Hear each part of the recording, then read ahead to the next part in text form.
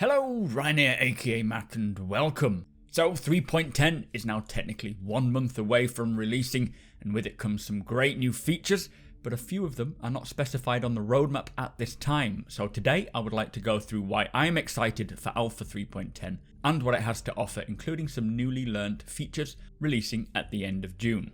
Now I won't mention everything as some features are pretty minor, but I will include my favourites. As always, a huge thank you to all of my patrons and channel members for allowing me to do what I love to do. If you do enjoy my content and would like to help support me even further, all my links are in the description below. So first up is a new mission giver called Eddie Parr. Now last we heard, this guy is the barman at Wally's Bar in New Babbage. Now we don't know much about him, but we have heard that he has a side racket with his friend Michael Shaw to smuggle contraband in for the residents of New Babbage. Now this will hopefully open up some smuggling style gameplay. We have heard recently that they are planning to introduce the customs areas at the landing zones, which will then require players to sneak things in other entrances. Not likely for 3.10, maybe just a simple smuggling mission to start with, but it will evolve.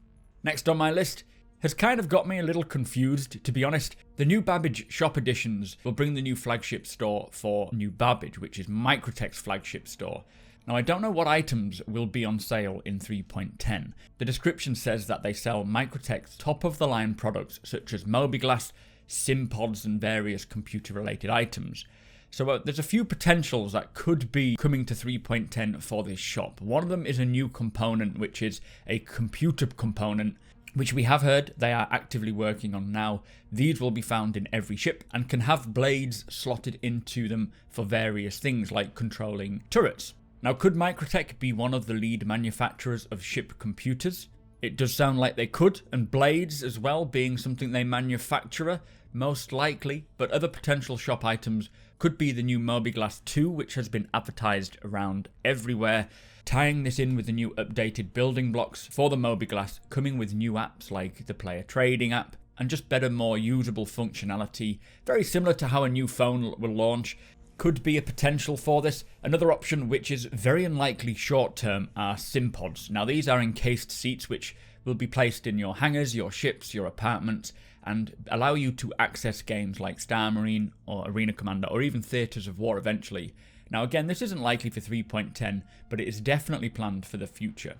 Do let me know what you think will be on sale at Microtech's flagship store in 3.10. I'd love to hear your thoughts. The next one is for all of you criminals out there. Grimhex is getting improved to be more accommodating for Stanton's scumbags. Those of you who live outside of the law have not really got anywhere they can properly call home. Grimhex is to be that location. It'll have hangars big enough for players to spawn the larger ships. It is also kitted out with the ability to host races. I wonder if this will coincide with the player trading app, whether for 3.10 we'll be able to maybe place bets on those races, watching them on the screens and earning or losing some of your hard-earned creds. Now I'm sure there will be other updates and content added to Grimhex to really make this place feel more like a complete landing zone. Whatever the other main locations have, Grimhex will have them as well, so it's a much needed update.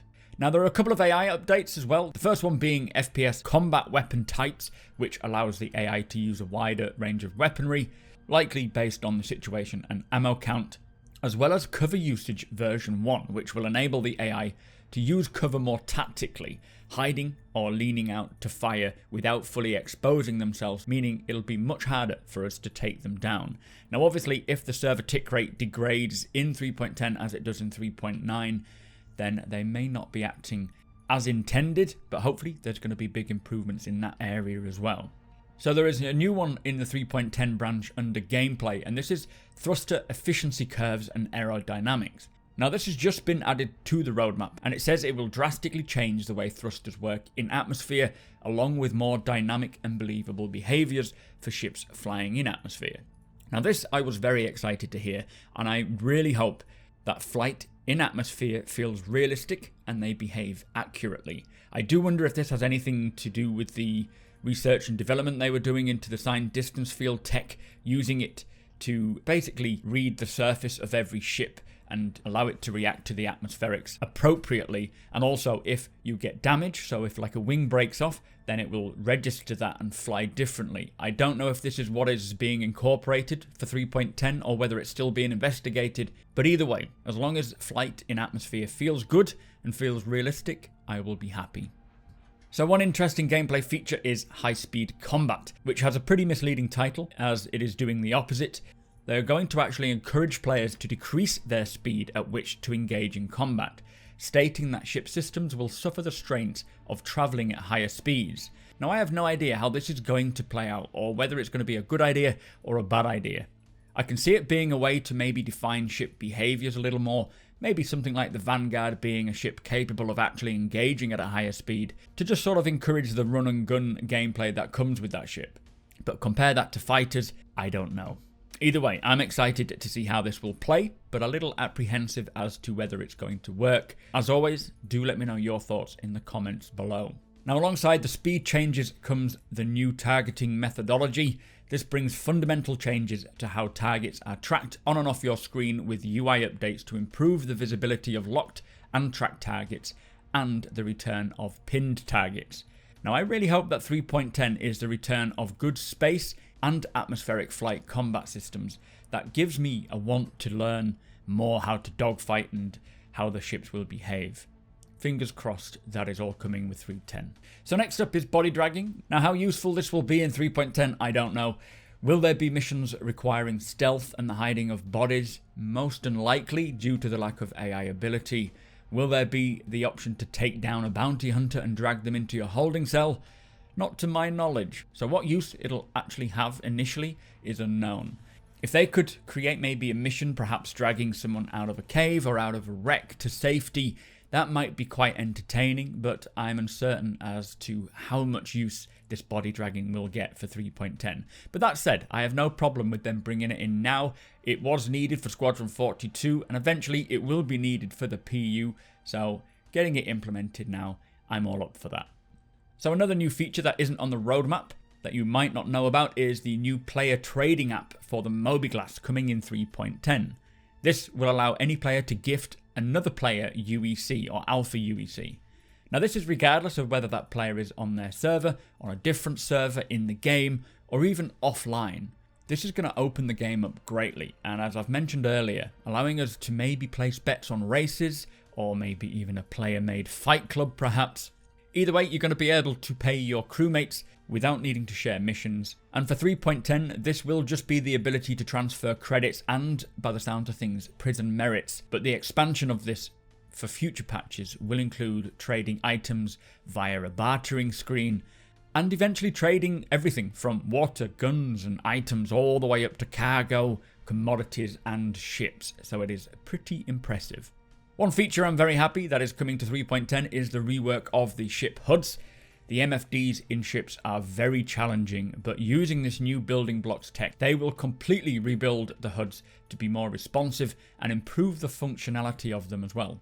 Now they may look similar to what we know now, but they will hopefully perform much better, and I'm very excited to see and feel the changes. In 3.10, we will also have the ability to surrender if we get caught by a bounty hunter or AI officials. Now this is pretty cool and necessary for the future of Star Citizen, but for 3.10, as life is not as important as it will be when the death of a spaceman does eventually come in, I feel like players won't likely be surrendering too much, as it is going to be in their best interest to do whatever they can to escape rather than give up and awake in prison.